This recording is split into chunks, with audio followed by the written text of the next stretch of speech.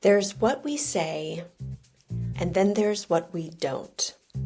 And often it's the unspoken that holds the most power. Welcome to the Unspoken Edge, a space where hidden dynamics, quiet tensions, and unacknowledged truths are named, held, and turned into grounded action. I'm Rachel Keck, coach, facilitator, and founder of Mosaic Collaborative.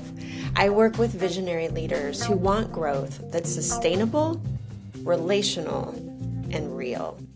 Here, we explore what's beneath the surface, the energy under leadership, the patterns, resistance, and the truth shaping how we lead and live. In every episode, we'll name what's missing, hold what's tense, and follow the thread to what's real. Because clarity creates traction, and legacy, it's not just what you leave behind, it's how you lead today. Let's begin. Hello, everyone. Today I am having a conversation with Mike Walrod, who, sometimes you meet people and you sit down and you end up having this amazing connected conversation and are aligned and you're like, I don't know how this happened. Where were you? How come we're just meeting now? We're both here in Kansas City, and we both come from an operational lens, although with different background informing that. I just feel like we have similar values and ways of seeing the world, although again, from different lenses and perspectives. So I'm really excited about this conversation today. Mike, you want to share a little bit about who you are, what you do, just what you want everybody to know? I wasn't really sure if you were talking about me at first because, but I'll go with it. I'll go with Okay, it. okay, good.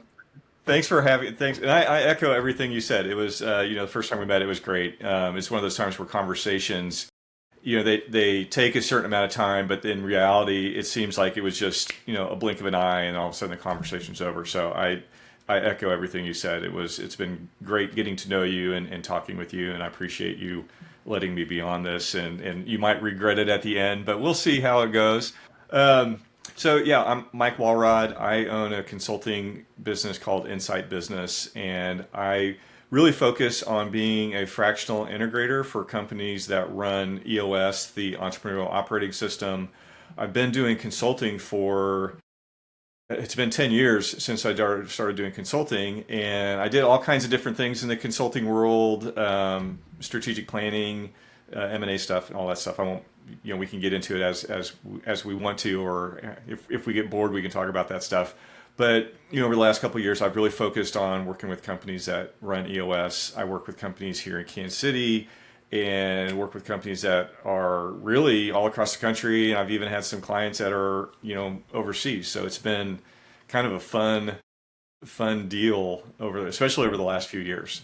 So that's kind of what I've been doing. So for anybody that's not familiar with EOS or the Entrepreneur Operating System, what an integrator is what? Yeah, so that's a great. So the EOS is a business operating system that's been around it's been actually been around for a long time, and it really kind of creates structure and guardrails and processes. You can bring them into the organization, and as a fractional integrator or an integrator, I'm essentially, or the equivalent would be a COO, kind of the person who's in charge of operations, generally in charge of the leadership team.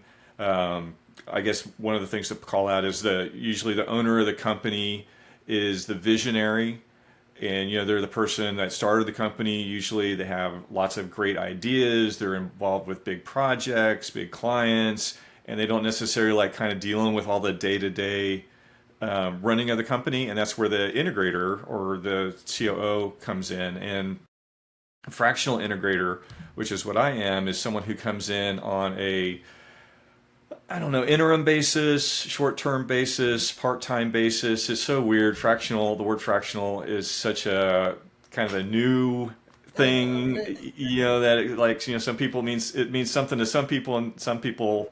But what I call myself as a fractional is I'm a bridge. I'm something that gives companies space to kind of navigate their current situation to find out what they want to do long term. And so that's, as a fractional integrator, I come in and kind of help them for a period of time.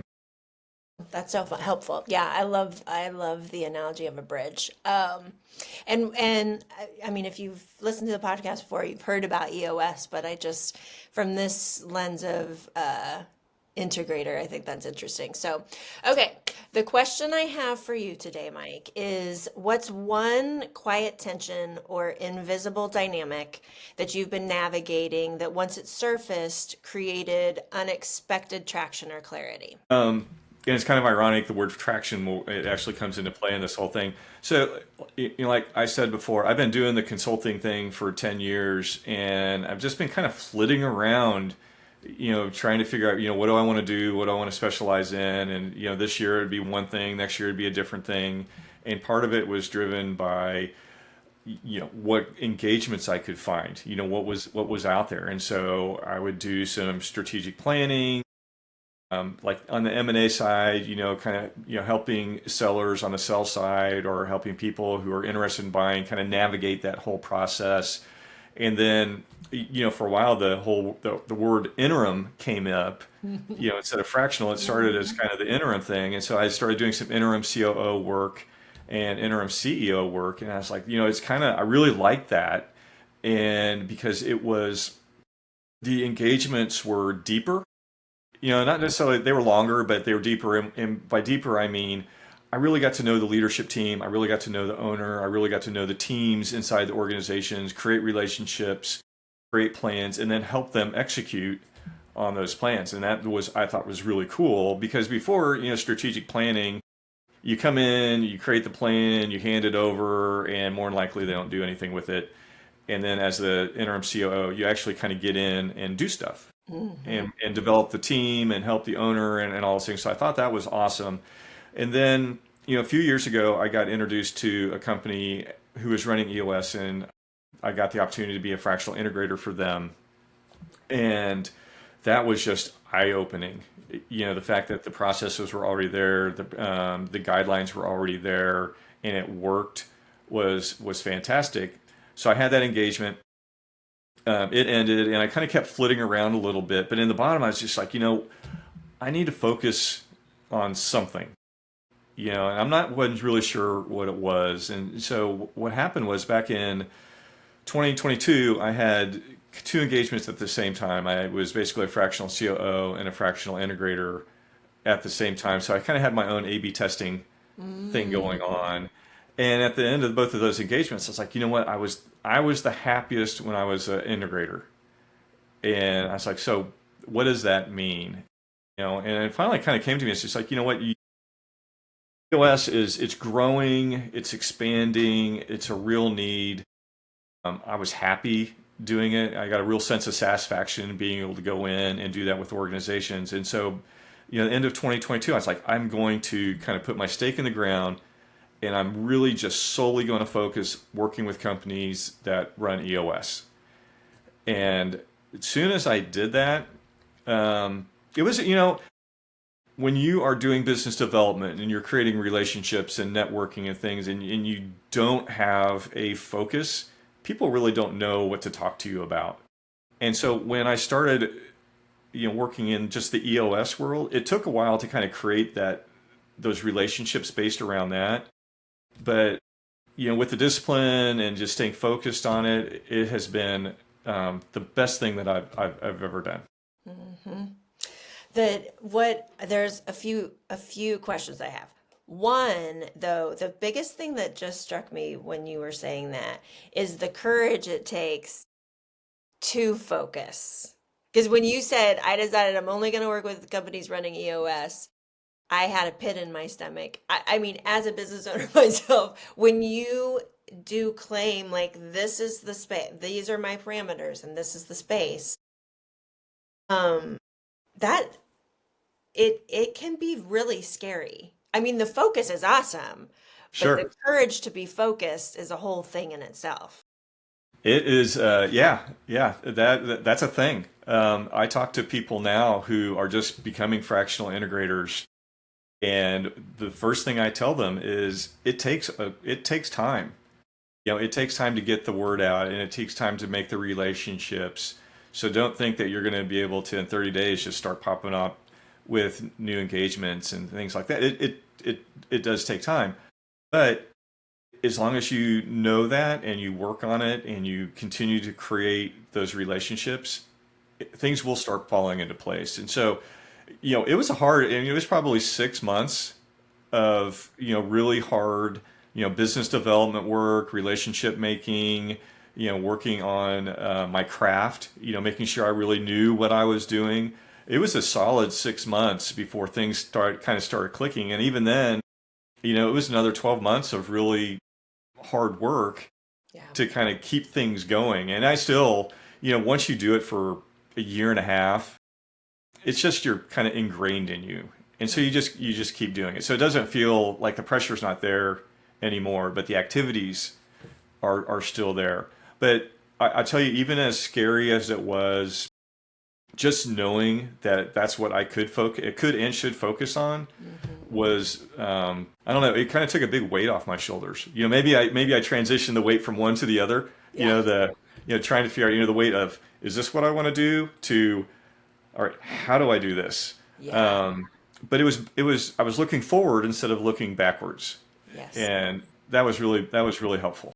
Yeah, there's the whole idea that there is so much more momentum in moving towards something than moving away from something. What I'm curious when you because I mean I've experienced that in my own life where I just keep circling around. It's like I'm almost like close. I'm close, but I'm not there. Like I don't. It's not honed in. It's still a little blurry, like I'm headed in the right direction, but it's blurry. What do you think, like those years where you were trying to figure it out, what do you think kept it being out of focus?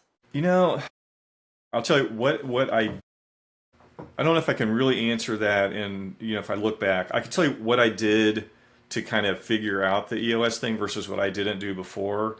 Um, was when I was kind of circling around, I didn't really have a great peer group.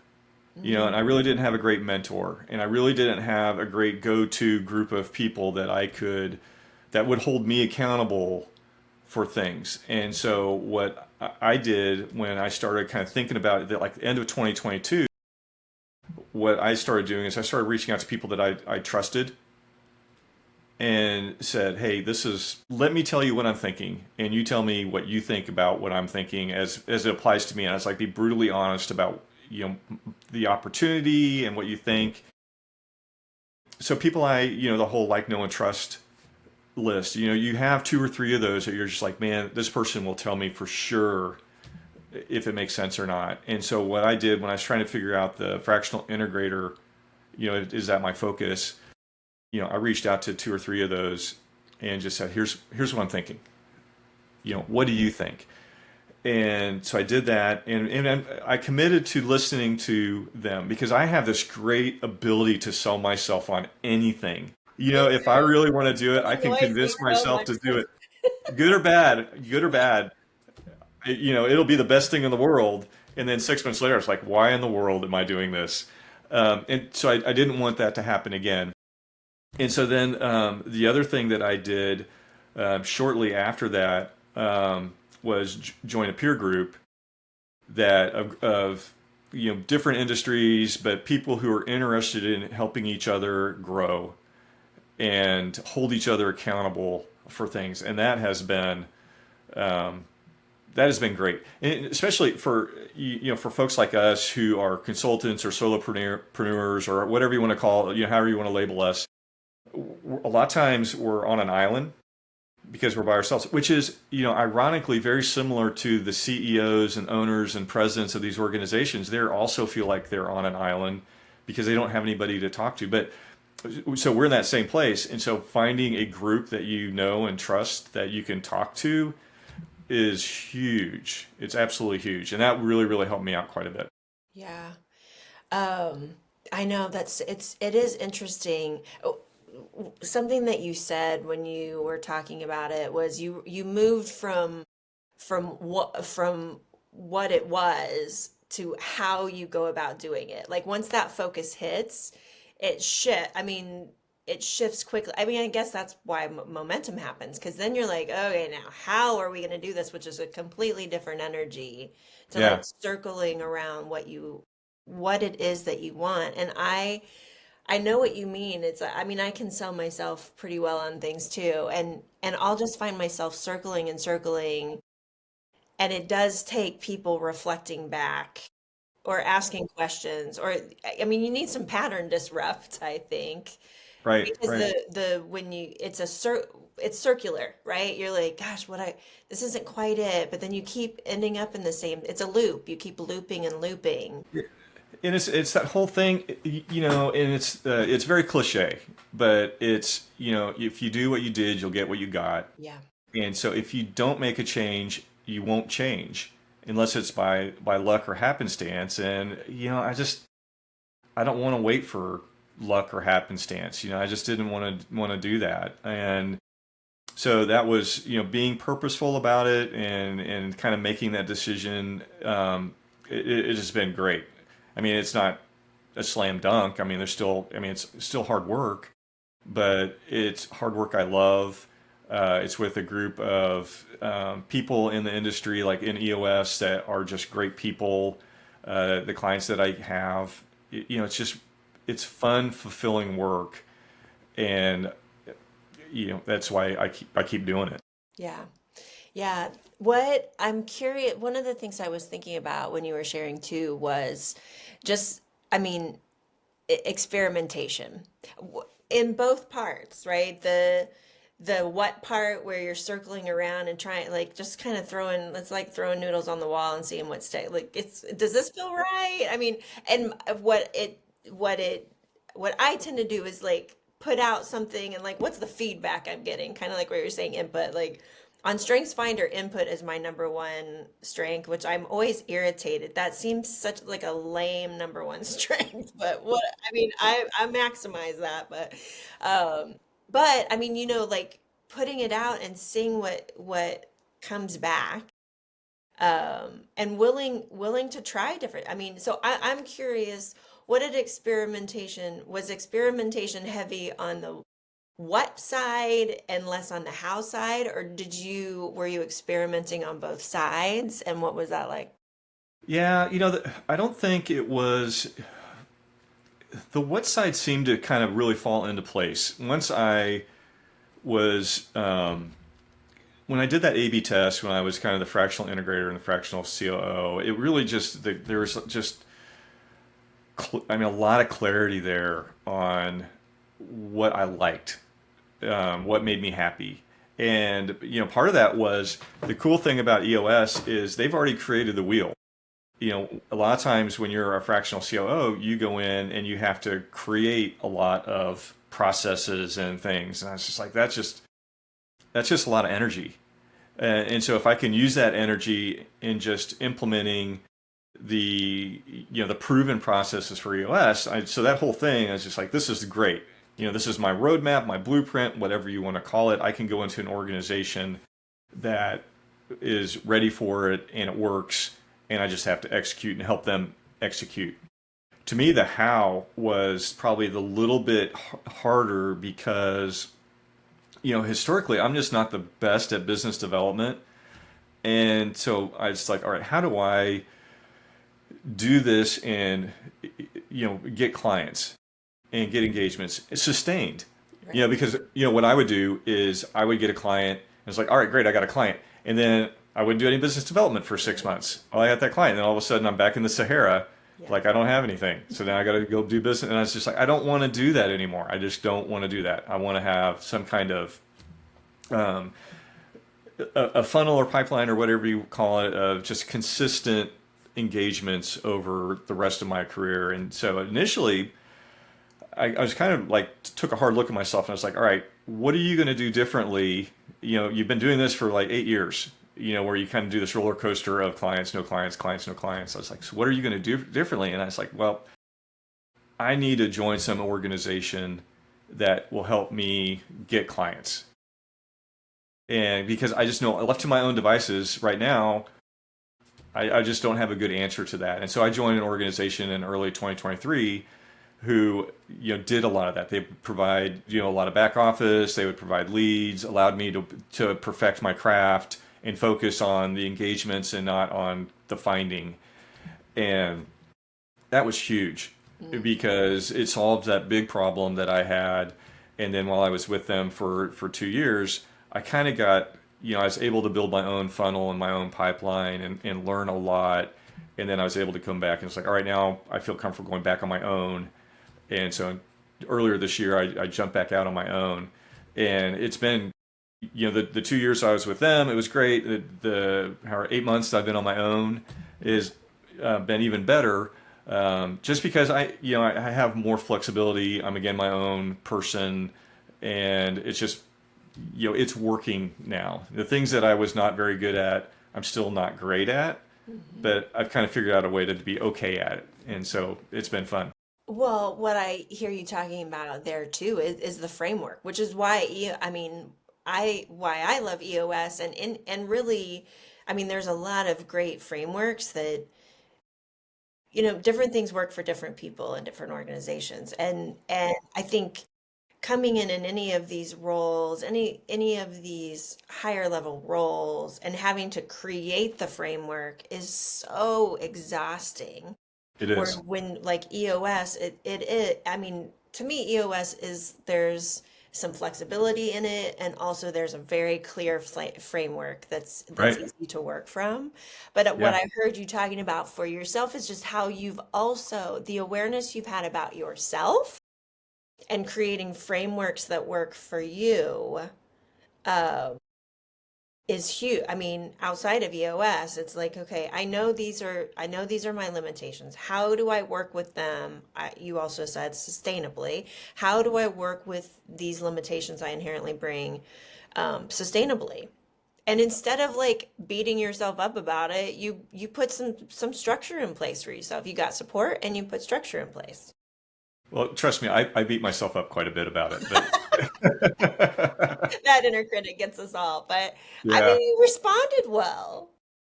Well, I mean, it took 8 years to figure that out or to do something about it. So, you always look back and it's like, okay, what are the lessons I've learned? Hopefully there are some lessons I've learned about that, and and that's probably been a big growing up thing for me over the last few years. Is I'm not great at everything, and I never really thought I was, but there are things and people and resources out there that can help improve the areas that you're not weak in or that you're weak in. And for me to come into organizations and kind of take that same approach with leadership teams, I have to be able to do it to myself. Right. I can't go in and just say, hey, we're going to collaborate. We're going to figure out how to maximize our strengths and minimize our weaknesses and work together. And we do that, but I also need to do that on my own, Yeah. Well, and yeah, and I mean, okay, it's just back to school time, and what this is making me think about is high school. Okay, so uh, Mike and I have talked about our kids in high school, and Mike's kids just started high school. I have a kid in college, high school, and middle school, and it reminds me a little bit of businesses when, like the stages of business, right? When you go from grade school to middle school, it took my daughter probably a year. Sixth grade year was a mess. I was concerned because just that leveling up, the system leveled up. And then in high school, there's another level up. And that's kind of where you and I generally enter businesses, where there's like, you have to operate in like the system's changed, or you yeah. need to change the system, or it needs to evolve, or be more dynamic and more sustainable, or I don't know. There's a bunch of different scenarios. But without, I think about our kids and cultivating some of these life skills and like, okay, you're in it, this is a different level. Yeah, it And is. how are you going to show up? I mean, I think you having twins is interesting, like how they're navigating it differently, but they both need tools, and the same tools are not going to work for them because they're different people. It is so, um, it's so true. And I would say, I think what I've learned, at least about my kids, they are more resourceful than I give them credit for. Um, I was probably more, I had probably more anxiety and nervousness about them, starting high school than they did. Yeah. And, I still have anxiety. It's their, first, they started last week and they're doing awesome. Um, but it's one of those things it is similar to going into an organization. You just have to have good conversations with them, let them know that you're there for them, give them some feedback. I probably tell too many of, like, back in my day stories to them about, when I was in high school, and then they tune me out very quickly. Um, but to, give them the credit that they can figure some stuff out, and they need to figure some stuff out. And it's one of the hardest things for me is, um, letting my kids fail, Hmm. so they can figure stuff out. Yeah. Because I'm by trade a helper, Yeah. and and that's what, when I come into organizations, one of the things I tell them, I was like, hey, listen, I've got 25 years of different types of failings that I've learned from, that I'm going to show you, so you guys don't make the same mistakes that I've made over my career, and hopefully that helps you out, and plus some other tips and tricks and things like that. Yeah. But yeah, it's been a very, lots of teaching moments for me from my kids, Hmm. as they navigate that. Yeah. It's been very, rewarding, very stressful also. Hmm. It is stressful. Well, because I mean, just what's really resonating for me right now is that first of all, your focus has to come from inside. Nobody is going to give you focus for yourself. They can help. I mean, like you said, you can get feedback, input. Somebody can say something that like really clicks, and you're like, oh my gosh, I got it. But that comes from inside of you. And it requires failure to get there. And Yeah. that is so hard. Well, it's hard for us individually, but then when we think about our children, or we think about our teams, or we think, like trying to protect people from failure is actually like blocking them from focus and momentum. Well, yeah, and that's, kind of one of the other things I like about the whole EOS framework, is that it's not focused just on winning. Mm, It's really focused on your goals and how you move forward, and what's blocking you from your goals, and how you work together as a team and hold each other accountable and work together. I mean, the leadership team meetings that I'm part of is so cool when someone misses something, mm, and everybody's like, okay, well, how do we fix it?